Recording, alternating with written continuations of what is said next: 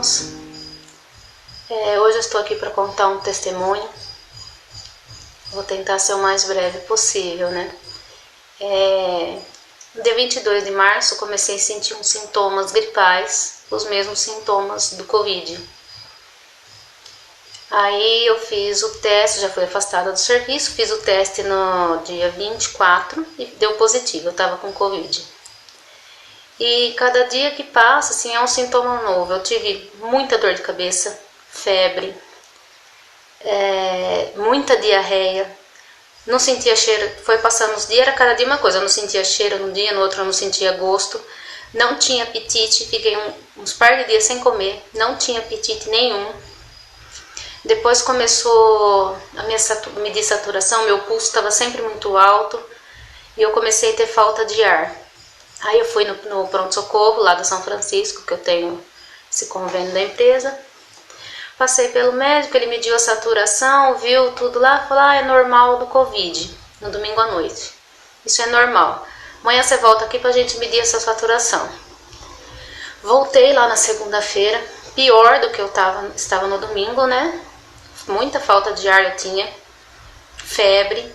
Aí o médico que estava lá na hora, ele pediu um exame de urina.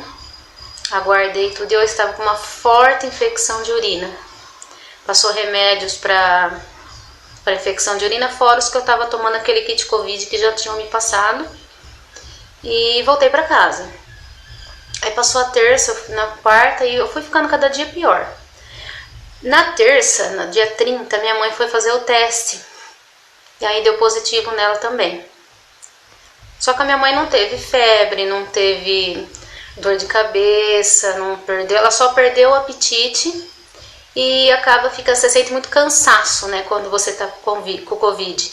E como você não come, que você não tem apetite, você vai ficando fraca. Foi o que aconteceu com ela, mas graças a Deus, pra honra e glória, a minha mãe também já está curada.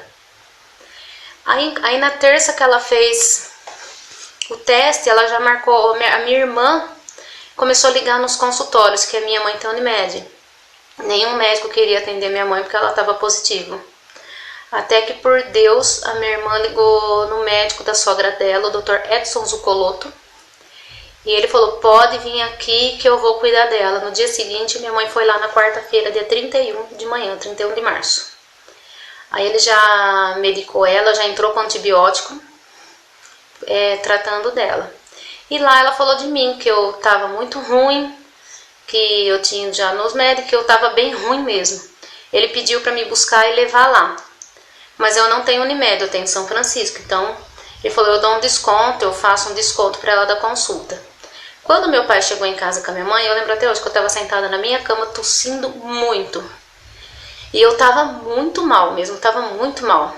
Aí meu pai falou, vamos que eu vou levar você para esse. Eu falei, no pronto-socorro eu não vou. Porque eu sabia que se eu fosse do jeito que eu estava, eu ia ser internada. Eu falei, eu não vou. Ele falou, não, vamos no consultório, eu pago pra você, porque eu nem tinha dinheiro pra mais que pagar. Eu gastei tanto com remédio que eu não tinha dinheiro mais pra pagar nem consulta. Meu pai pagou e nós fomos. Meu pai parou o carro quase em frente ao consultório, eu desci, atravessei a rua e parei na escada que entra pro consultório. São apenas 3 degraus e eu não conseguia subir, porque eu não conseguia respirar. Até que Deus me deu força, porque eu pensei, vou morrer aqui nesses degraus, é aqui que eu vou morrer, porque eu achava que eu ia morrer, só que eu não falava nada. Até que eu entrei no consultório, o médico já abriu a porta, já entrei, sentei lá, e eu não sei nem o que o médico falou, eu tava tão mal, que eu ficava só tomando água, porque a minha boca aqui, ela secava tanto, que você fazia assim, parecia que tinha sal na boca, tudo branquinho que saía, de tão ressecada que ficava. Eu só lembro que o médico falou assim, meu Deus, tem que internar. E eu falei assim, eu não vou internar, eu não quero internar. Foi a única coisa que eu lembro, porque aí ele abriu a porta, chamou meu pai, eu não sei nem o que ele falou pro meu pai. Não sei que ele já me medicou, me passou um monte de antibiótico, eu tava com pneumonia. Aí eu já comecei a tomar os remédios que ele passou e fui melhorando. E depois que passou o tempo, que eu estava um pouco melhor, voltei no retorno, aí ele falou, agora que você está melhor eu vou te falar. O dia que você chegou aqui naquele degrau que eu vi, o seu caso era de internação e você estava caminhando para a morte. Se você tivesse ido para o pronto-socorro, você já ia ser internada você ia ser entubada e eu não sei se você ia sair viva de lá. O médico falou isso pra mim. Então, irmãos, eu tô aqui para testemunhar a minha vida, que Deus me deu uma nova vida. E eu falo para vocês, creem em Deus. Deus capacita o homem, que nem esse médico, Dr. Edson Zucoloto, que foi o único que quis atender minha mãe e me atendeu também. Deus capacita o homem para fazer o possível, mas quem faz o impossível é Deus. E eu tô viva aqui para a honra e glória do Senhor, que foi Ele que me curou. Agradeço a Deus e agradeço a todos que oraram por mim e pela minha mãe. Deus abençoe vocês.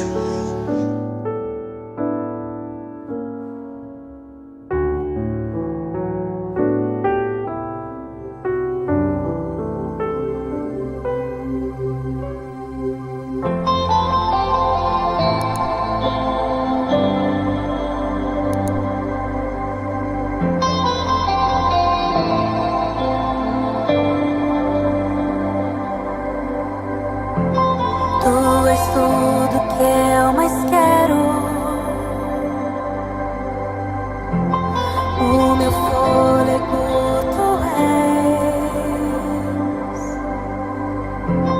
Em teus braços é o meu lugar. Estou aqui. Estou aqui. Pai, eu amo sua presença. Teu sorriso é vida em mim.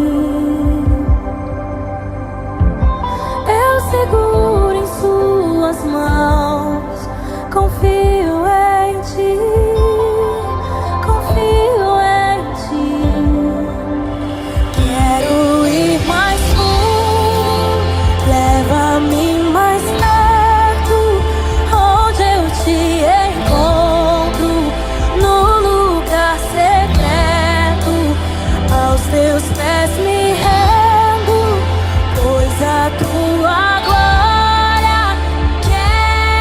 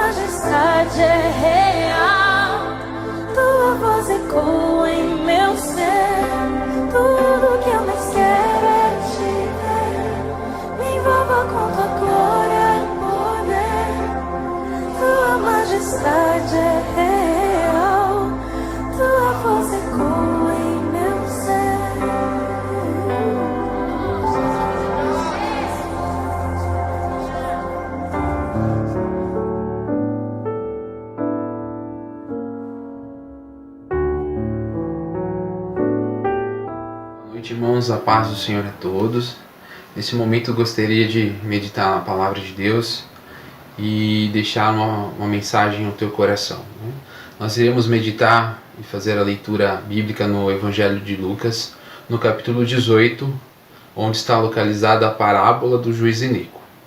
Então diz assim, Lucas 18: Disse-lhes Jesus uma parábola sobre o dever de orar sempre e nunca esmorecer. Havia em certa cidade um juiz que não temia Deus, nem respeitava homem algum. Havia também naquela mesma cidade uma viúva que vinha ter com ele, dizendo: Julga a minha causa contra o meu adversário. Ele por algum tempo não a quis atender, mas depois disse consigo: Bem que eu não temo a Deus, nem respeito a homem algum. Todavia, como esta viúva me importuna, julgarei a sua causa, para não suceder que por fim venha a molestar-me. Então disse o Senhor: Considerai no que diz este juiz iníquo. Não fará Deus justiça aos seus escolhidos, que a ele clamam dia e noite, embora pareça demorado em defendê-los? Digo-vos que depressa lhes fará justiça. Contudo, quando vier o Filho do Homem, achará porventura fé na terra?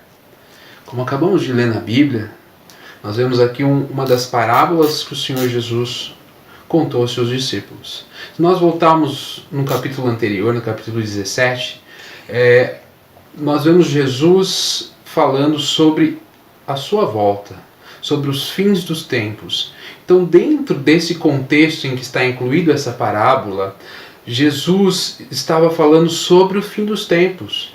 Jesus estava falando sobre o dia do Senhor, ou seja, o dia da volta do Senhor Jesus. O dia em que ele voltaria. E nós vivemos esses tempos nos nossos dias. Se nós olharmos dentro desse contexto da volta do Senhor Jesus, dos últimos dias, nós vemos que o Senhor Jesus contou duas parábolas para explicar aos seus discípulos. Uma é a parábola do juiz iníquo, que acabamos de ler, e a outra é a parábola do fariseu publicano. E ambas as parábolas falam sobre a oração. Então, num contexto de fim dos tempos, num contexto em que a volta do Senhor Jesus é iminente, que nós aguardamos, que a igreja aguarda a volta do Senhor Jesus, por isso dizemos Maranata, ora vem Senhor Jesus, ele nos incita, ou ele nos adverte a orarmos, né? Como mesmo diz aqui no versículo 1, né? Jesus propôs uma parábola sobre o dever de orar sempre e nunca esmorecer. Então essa parábola fala sobre a oração persistente. E isso vem de encontro a nós nesses dias em que vivemos sim o fim dos tempos, vivemos na expectativa de uma volta breve do Senhor Jesus. Vivemos esses tempos em que aguardamos que o Senhor venha, mas ele, dentro desse contexto, ele pede que a nossa oração ela seja persistente, que a nossa oração seja sem cessar. E assim como ele conta essa parábola, falando de um juiz iníquo, não entraremos muito no mérito da parábola no que diz respeito a esse juiz iníquo, ao que diz os personagens, mas ficaremos resumidamente na questão da oração. Então, dentro desse contexto que vivemos hoje, contexto adverso, um contexto de pandemia, um contexto em que vivemos os últimos tempos, pois assim nós vemos segundo os relatos bíblicos e segundo aquilo que o Senhor Jesus nos ensinou, ele pede para que nós venhamos orar. Ele conta duas parábolas para que nós venhamos orar. E no versículo 7 ele diz: Não fará Deus justiça aos seus escolhidos, que a ele clama dia e noite? O Senhor é diferente daquele juiz, muito pelo contrário, o Senhor é um juiz justo, é um Deus santo, é um Deus de amor, um Deus soberano, um Deus todo-poderoso. Vários são os atributos do Senhor. E mesmo encontramos na palavra que Deus não é homem para que minta, nem filho do homem para que se arrependa. Em outras partes da Bíblia vimos que agindo o Senhor quem impedirá, que se o Senhor fez a promessa, ele não muda, ele é fiel para cumprir. Então quando oramos ao Senhor, ele responde às nossas orações de acordo com a sua vontade, para a sua glória. E nesse contexto que estamos vivendo, eu chamo a tua atenção e eu te convido a termos uma oração perseverante, a termos um estilo de vida de oração perseverante. Pois é isso que Jesus quer dos seus discípulos, é isso que Jesus quer da sua igreja, que Ele quer de cada um de nós. Uma vida de oração perseverante, uma vida de oração ali para que possamos nesses últimos dias, para que possamos diante de todo esse cenário adverso, diante desse contexto de pandemia, estarmos firmes no Senhor. E eu gostaria de deixar o último versículo, o 8, que diz assim: digo-vos que depressa lhes fará justiça. Contudo, quando vier o Filho do Homem, ou seja, o Senhor Jesus, achará porventura fé na terra? Por que o Senhor Jesus disse isso nesse contexto? Ele, como eu disse no início, que essas parábolas estão num contexto em que o Senhor Jesus está falando sobre a sua volta, está falando sobre os fins dos tempos. E ele pergunta aos seus discípulos, ao término da parábola do juiz iníquo: porventura achará fé na terra quando voltar o Filho do Homem, no retorno do Senhor Jesus, na volta gloriosa do Senhor Jesus para buscar a sua igreja, para julgar as nações, para estabelecer os fins dos tempos e o novo céu e a nova terra? Será que Ele achará fé na terra? Será que Ele achará fé nos nossos corações? E uma forma de nós cultivarmos a fé dos nossos corações, um dos meios de graça que o Senhor nos deu é a oração. Justamente que essa parábola está dizendo. Então o Senhor nos convida à oração perseverante, até para fortalecermos a nossa fé, até para desenvolvermos a nossa fé.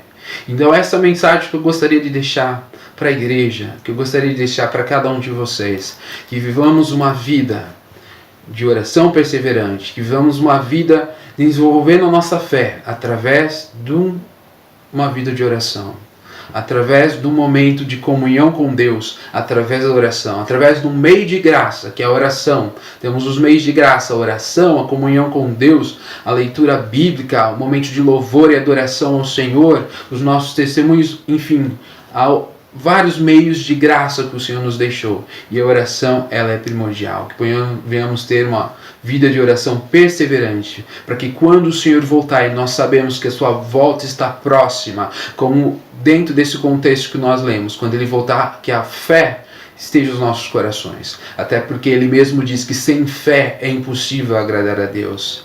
Se nós nos aproximamos de Deus, nos aproximamos pela fé no Senhor Jesus Cristo, pela sua graça, que nos concedeu a fé, uma fé salvífica, para que possamos estar com Ele, para que no dia glorioso da sua volta, para que nesses tempos de fim possamos agradar ao Senhor, possamos estar com nossos corações fortalecidos na fé, através de uma vida de oração perseverante, através de uma vida em comunhão com Deus, através da oração. Eu deixo a você essa mensagem mais uma vez, e que Deus te abençoe grandemente, no nome do Senhor Jesus. Amém.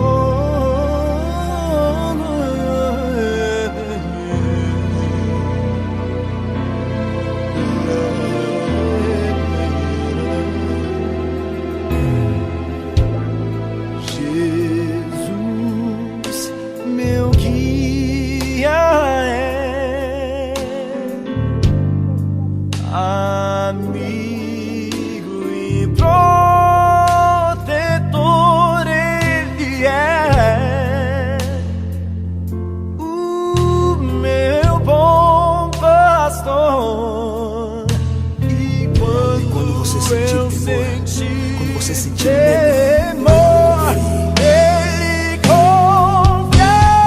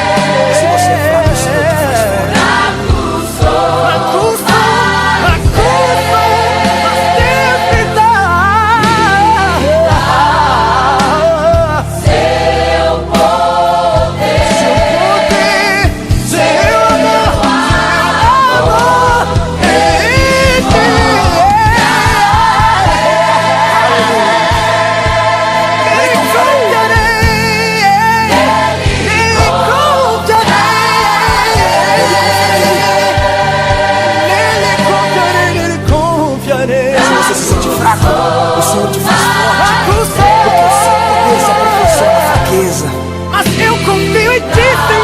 O Senhor é fiel.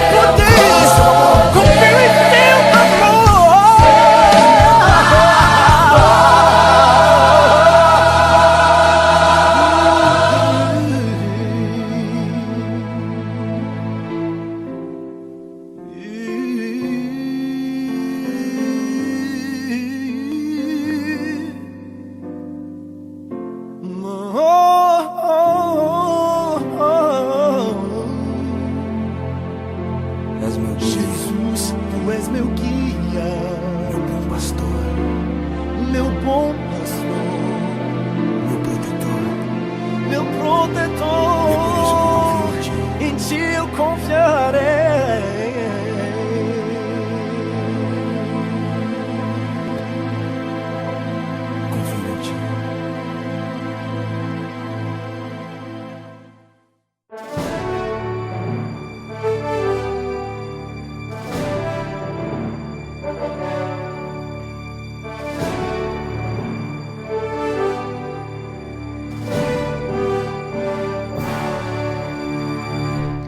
Que a graça e a paz do Senhor Jesus possa estar agora dominando o seu coração e também o coração da sua família. Mais um culto de adoração e de louvor a Deus. Pegue a sua Bíblia, convide a sua família. Vamos participar deste culto. Não simplesmente assistir o culto, não, mas participar. Vamos meditar na palavra, vamos orar juntos. E eu tenho certeza que Deus tem uma bênção para o seu coração. Vamos orar. Feche seus olhos e vamos orar. Senhor Deus e Pai, agora em nome do Senhor Jesus, aceita o nosso louvor, a nossa gratidão. Pelo poder do sangue do Senhor Jesus, nós abençoamos agora os teus filhos neste culto de adoração e louvor. Espírito Santo, revela-nos a tua palavra, revela-nos as verdades da tua palavra, glorifica o teu nome através da tua palavra, salva almas agora, liberta vidas agora, opera milagres agora, Pai. Em Cristo Jesus, com gratidão e louvor nós oramos. Amém e amém. Então abra sua Bíblia no Evangelho de Lucas, capítulo 7. Do verso 1 até o verso 10. Evangelho de Lucas, capítulo 7, do verso 1 até o verso 10. Vamos ler? E depois de concluir todos esses discursos perante o povo, entrou em Cafarnaum.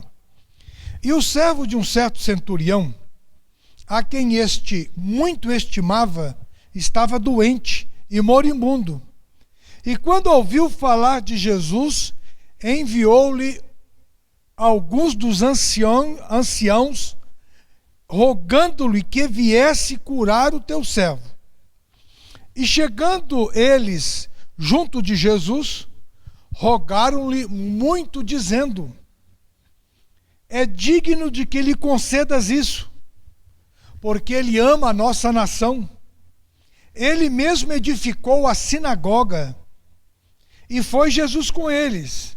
Mas quando já estava perto da casa, enviou-lhe o centurião uns amigos, dizendo-lhe: Senhor, não te incomodes, porque não sou digno que entres na minha casa. E por isso nem ainda me julgue digno de ir ter contigo. Dize, porém, uma palavra, e o meu servo será curado. Porque também eu sou homem sujeito à autoridade, e eu tenho soldados sobre o meu poder. E digo a este: vai, e ele vai. E a outro eu digo: vem, e ele vem. E ao meu servo eu digo: faz isso, e ele faz. E ouvindo Jesus isto, maravilhou-se, e voltando-se disse à multidão que o seguia: digo-vos que nem ainda em Israel tenho achado tanta fé. E voltando para casa, os que foram enviados acharam são o servo enfermo. Lucas capítulo 7, do verso 1 ao verso 10. O que é centurião? Você sabe o que significa centurião? Centurião é que cuida de 100 soldados. As cidades maiores de Israel nesta época, todas elas tinham um comandante. Todas elas tinham um comandante com 100 soldados romanos.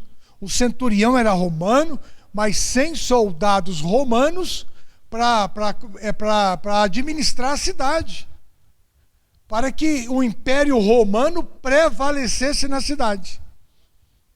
E aqui em Cafarnaum havia um centurião com mais 100 soldados, e ele cuidava da cidade, cuidava da proteção da cidade, inibia as rebeliões, colocava ordem e implantava o governo romano na cidade de Cafarnaum. No Novo Testamento tem a história de alguns centuriões que tiveram alguma experiência com o Senhor Jesus. Quando Jesus foi preso, Lucas, a partir do capítulo 23, Lucas, a partir do capítulo 23, 22, Jesus foi preso.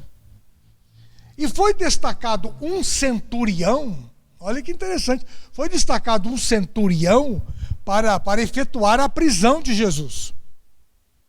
Para efetuar a prisão de Jesus no jardim do Getsêmani.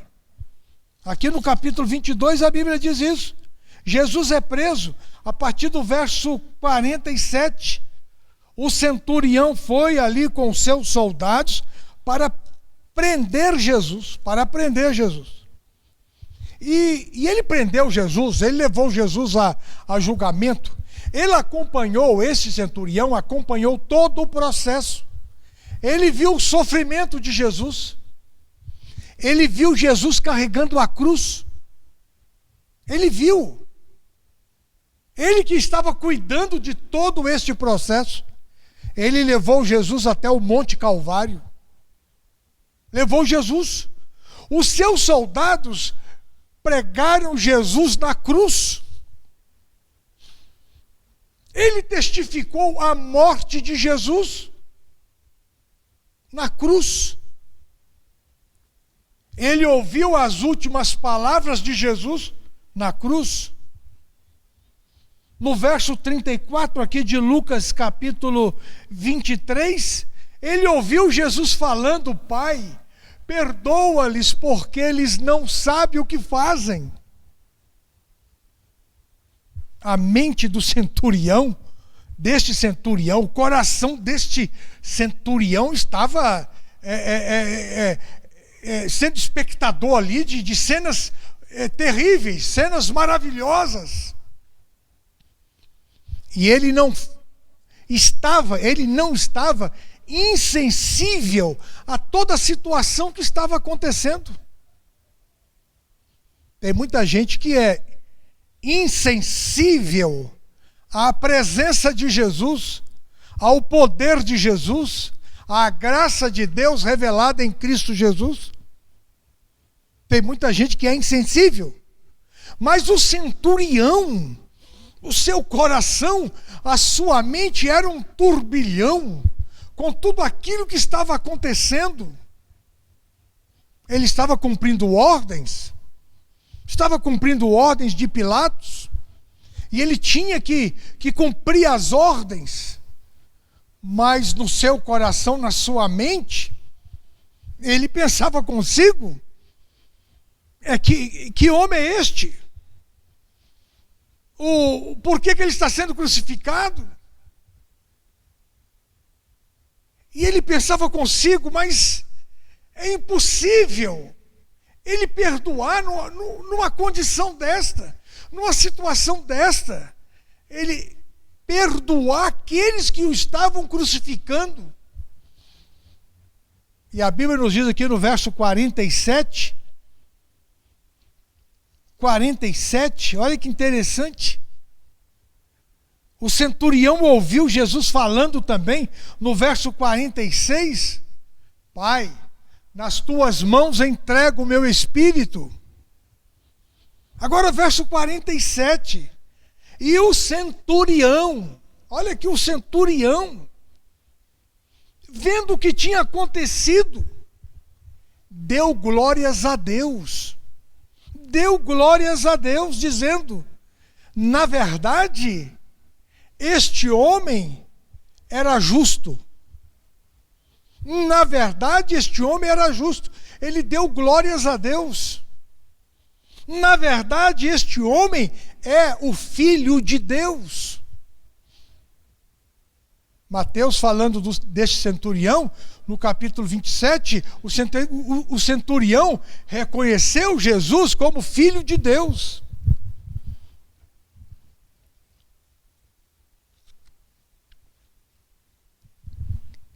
Então tudo isso marcou o coração do centurião.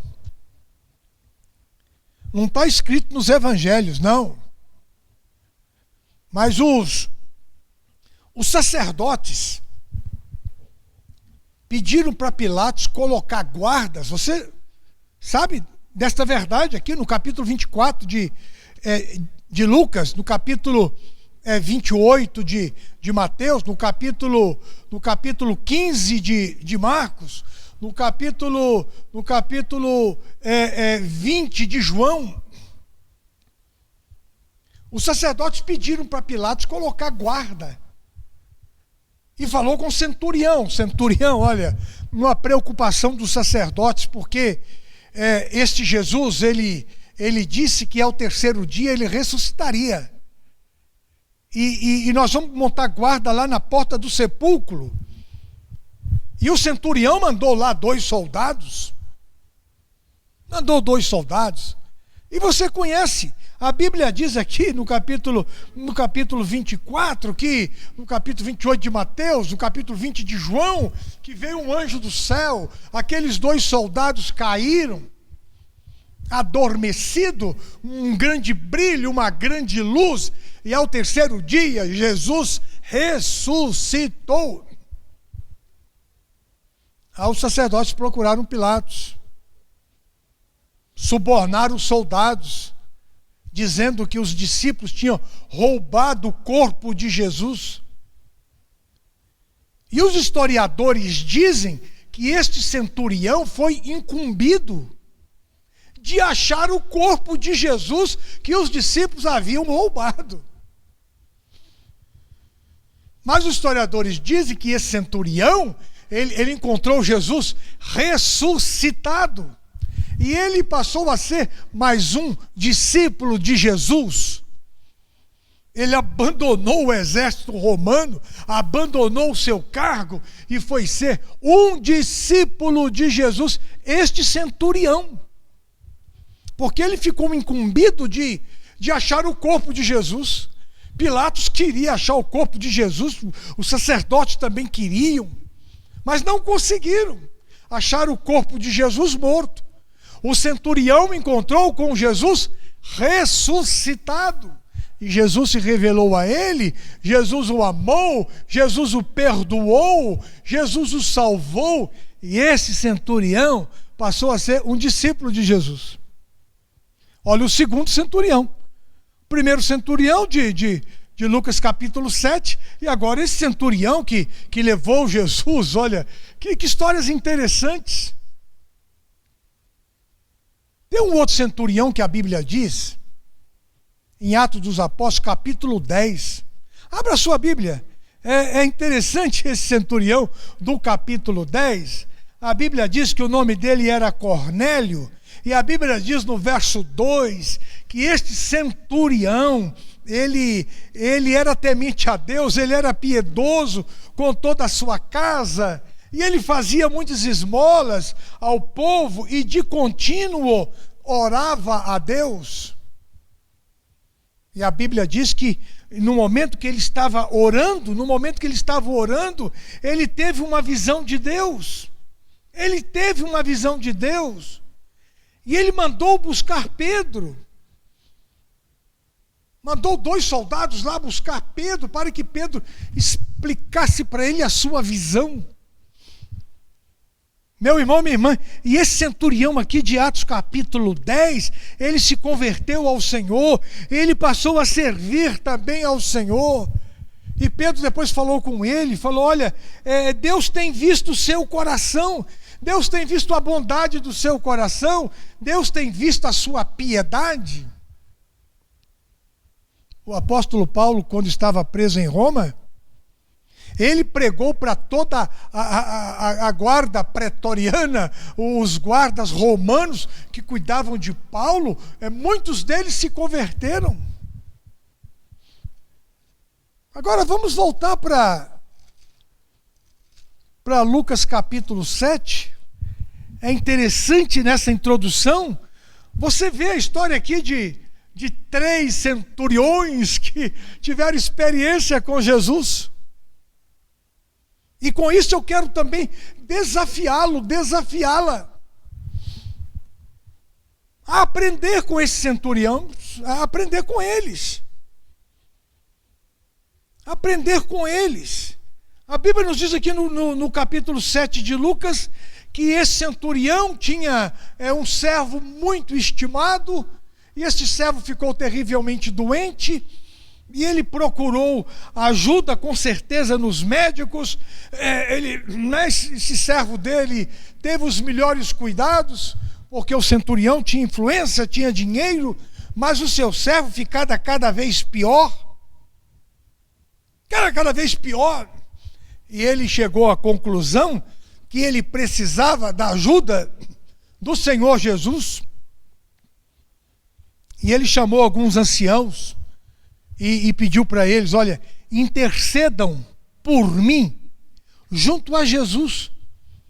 Por favor, vão lá e digam para Jesus que o meu servo, que eu muito estimo, está morrendo e eu não quero que ele morra.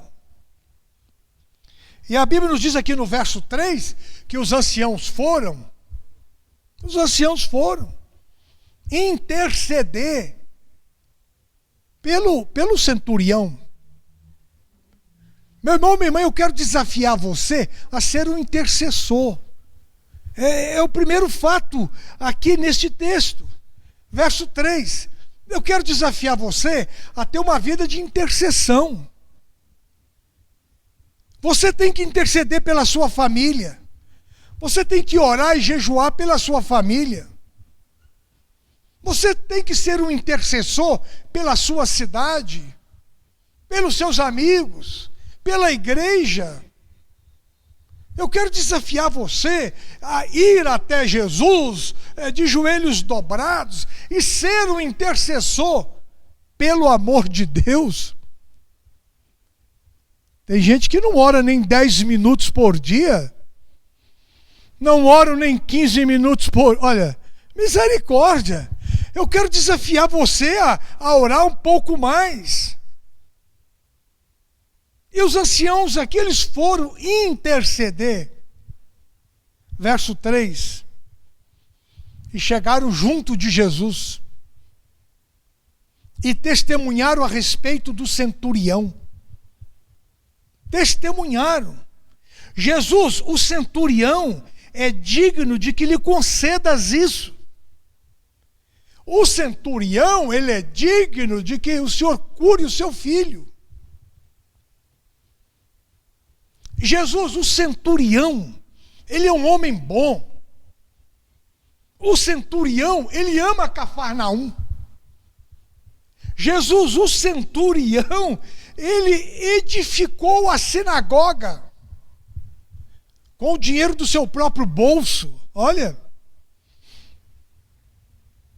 ele usou os seus soldados para construir a sinagoga. Jesus, ele deu a chave da sinagoga na nossa mão. Outra verdade que aprendemos aqui: você tem que contribuir com o reino de Deus. Você tem que ter crédito no reino de Deus. Você tem que ter créditos. Tem gente que pensa que a graça de Deus, pelo fato de ser um favor, de ser gratuita, eu não preciso fazer mais nada. E tem um ditado popular que diz que a graça não é de graça. A graça não é de graça. Depois que a graça de Deus te alcançou, você tem que dar evidências desta graça. Servir a Jesus de verdade, contribuir com o seu reino, participar. Ah, não, eu sou salvo pela graça e eu não preciso fazer mais. Não precisa sim. As obras, a sua dedicação evidencia que a graça de Deus em Cristo Jesus está sobre a sua vida. Se alguém é improdutivo, se alguém não participa, se alguém não contribui, se alguém não trabalha para o reino de Deus, nós temos dúvida que ele foi alcançado pela graça. Temos dúvida. Temos dúvida, óbvio. Temos dúvida. Eu sou pastor e eu falo também em nome dos demais pastores, falo. Que se tem alguém na igreja, por exemplo, que diz, não, a graça me alcançou.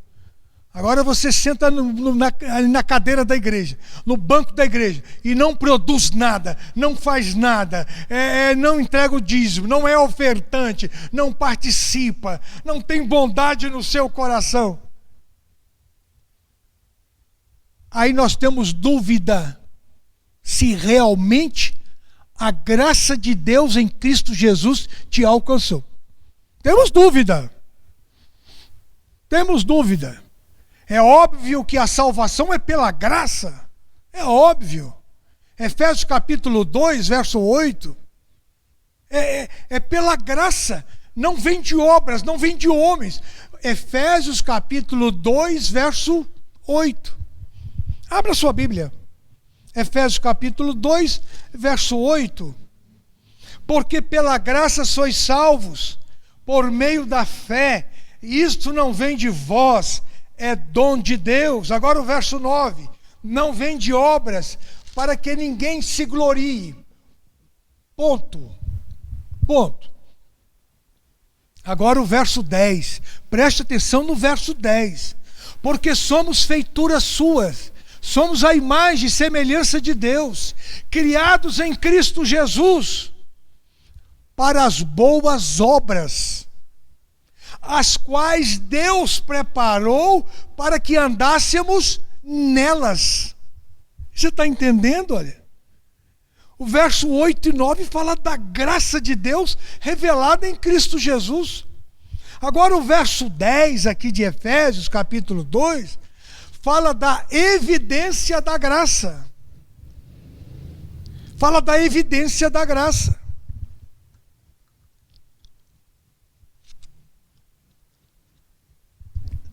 Então os discípulos foram até Jesus.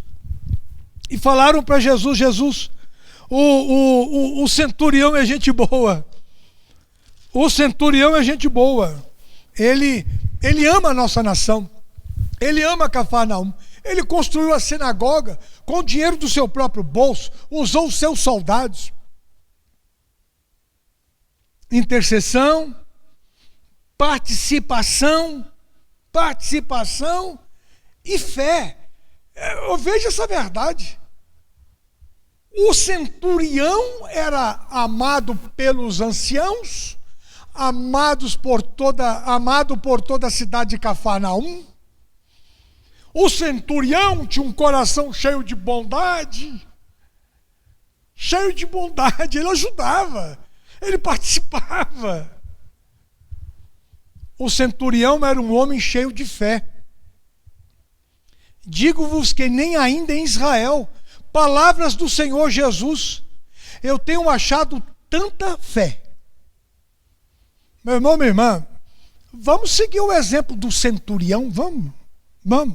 Vamos seguir o exemplo do centurião? Vamos. A graça de Deus te alcançou. Você é salvo pela graça. Agora evidencie esta graça. Não seja infrutífero.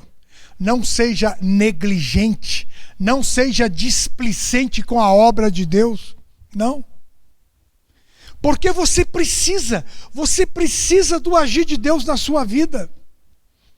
Preste atenção na verdade que vou lhe dizer aqui, ao verso 2. O servo de um centurião, a quem este muito estimava, estava doente, moribundo, estava à beira da morte. Este servo, ele era estimado, e o centurião não queria que ele morresse. Este servo estimado, ele não poderia morrer, ele não poderia morrer.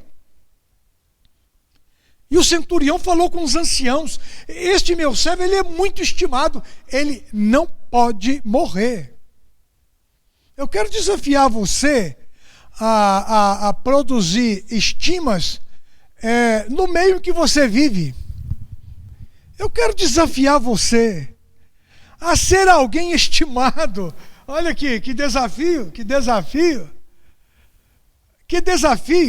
A sua família vai olhar para você e vai ver que você é estimado. No seu local de trabalho, na igreja, você é estimado por todos. Olha que privilégio, na vizinhança.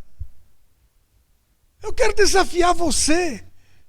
Atos dos Apóstolos, abra sua Bíblia aqui, eu quero mostrar um texto aqui interessante para você, em Atos dos Apóstolos, a experiência que Pedro teve, Atos dos Apóstolos.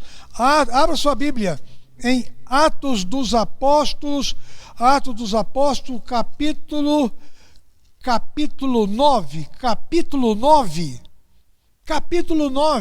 a partir do verso 32. Pedro opera 2 milagres aqui: a cura de Enéas e a ressurreição de Dorcas. 2 milagres, do verso 32 ao verso 42. E quando Pedro foi lá onde que estava Dorcas, ela estava morta, ela havia morrido. E as pessoas, as amigas de Dorcas, fizeram um clamor a Pedro. Falaram com Pedro: a Dorcas não poderia ter morrido, Pedro. que coisa interessante, né? Coisa interessante. Aí havia em Jope um discípulo chamada Tabita, ou Tabita, que é Dorcas, traduzido Dorcas. Esta estava cheia de boas obras e esmolas. Lembra lá do centurião, aqui de Atos capítulo 10? Aqui, Atos capítulo 10. E as mulheres falaram para Pedro, esta mulher não pode morrer. Ela não poderia ter morrido, Pedro. Ela não poderia ter morrido. Dorcas não poderia ter morrido. Tem gente que quando morre, faz muita falta. Faz muita falta. Tem gente que quando morre, não faz falta nenhuma. Você já viu isso? Tem gente que quando morre, né, as pessoas ficam lembrando da bondade, da benignidade. Ficam lembrando, trazendo em memória. Agora, tem gente que morre, que, olha, as pessoas não sentem falta. A pessoa morre, mas não era serviçal, não amava, não ajudava, não participava. E tem gente que até diz, morreu tarde. Morreu tarde. Agora tem gente que faz muita falta se morrer. É o caso de Dorcas.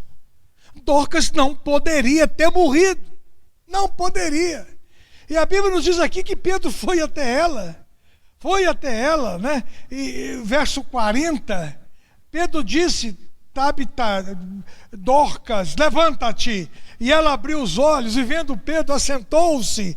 E ele dando-lhe a mão, levantou-a e chamando os santos e as viúvas, a apresentou viva.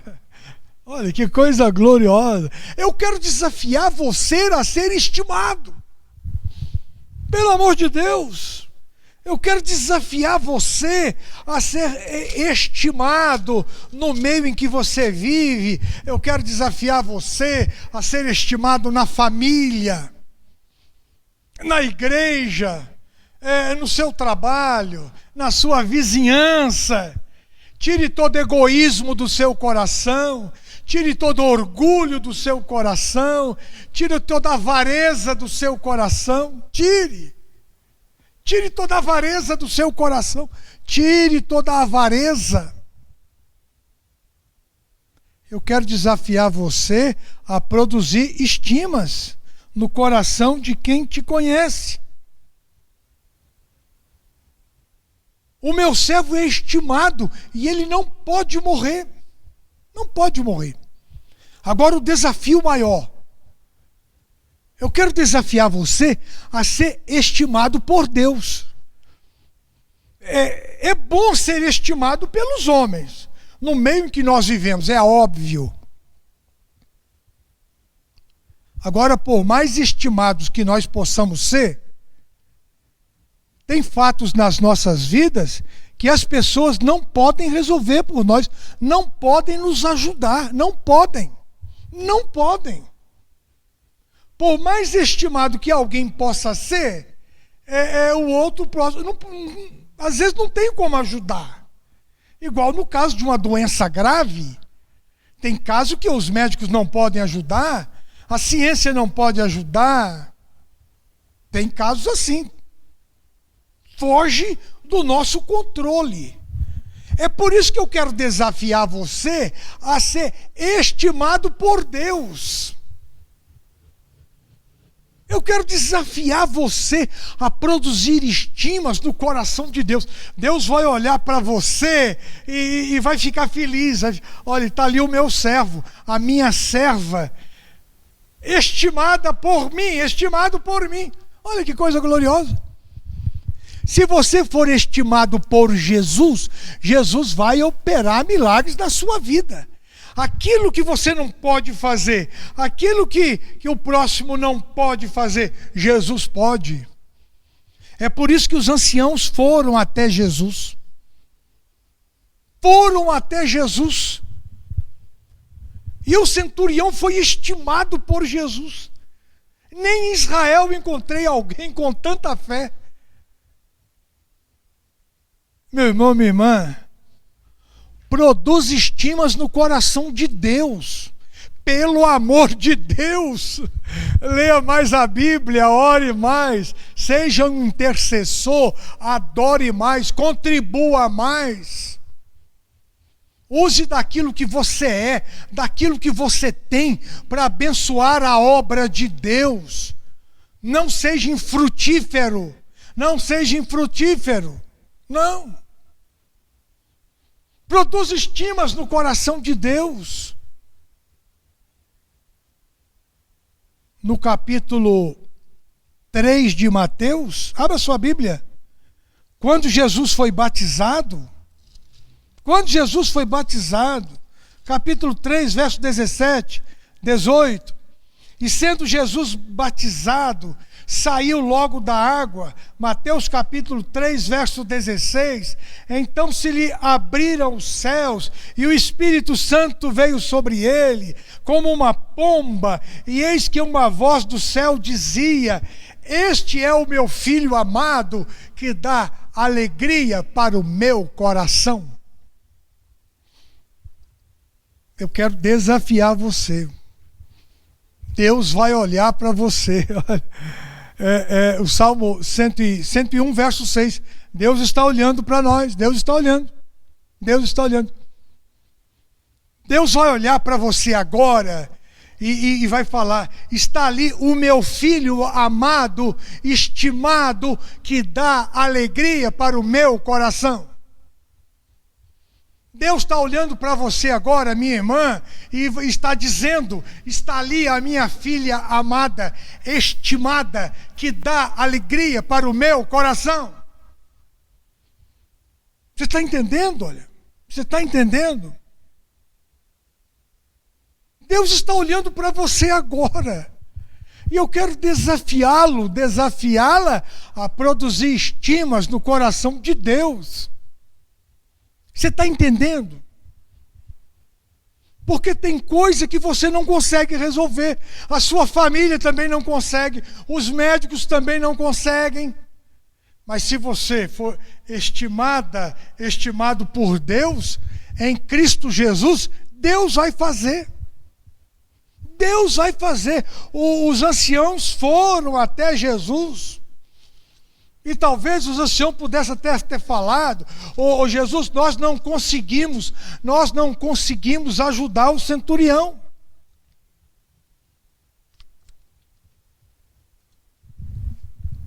Nós não conseguimos. Jesus, mas o Senhor pode. Ajuda o centurião, Jesus. Cura o seu servo. E o milagre aconteceu. E voltando para casa, os que foram enviados acharam são o servo enfermo. Eu quero só mostrar para você mais um verso. O Salmo 37. Salmo 37, verso 4. Salmo 37 é muito bonito. Vamos ler o verso 3, 4 e 5. Abriu a sua Bíblia? Salmo 37, verso 3, 4 e 5. Confia no Senhor e faz o bem. Confia no Senhor e faz o bem. Tenha o coração cheio de bondade, benignidade. Você habitará na terra e será alimentado por Deus, será bem alimentado. Agora o verso 4. Deleita-te no Senhor, agrada-te do Senhor, e Ele concederá os desejos do teu coração. Agrada-te do Senhor, deleita-te no Senhor, e Ele atenderá o desejo do teu coração. Entrega o teu caminho ao Senhor, confia nele, e Ele tudo fará por você. Então eu quero desafiá-lo, de acordo com Lucas capítulo 7, do verso 1 até o verso 10. Eu quero desafiá-lo a ser estimado, a ter uma vida estimada diante dos homens e diante de Deus. Eu quero desafiá-lo. Eu quero desafiá-los a ter uma vida de intercessão. Eu quero desafiá-los a irem até Jesus. Os anciãos foram até Jesus. Eu quero desafiá-los a ter bondade no coração, a ter benignidade no coração. Tire toda a avareza do seu coração. Tire todo egoísmo do seu coração. Tire todo o egoísmo, toda a avareza, toda a cobiça. Tire Tenha um coração cheio de bondade, de benignidade. Tenha um coração cheio de fé. Verso 9. Tenha um coração cheio de fé. Confie inteiramente na graça de Deus. Agrada-te do Senhor e Ele atenderá o desejo do teu coração.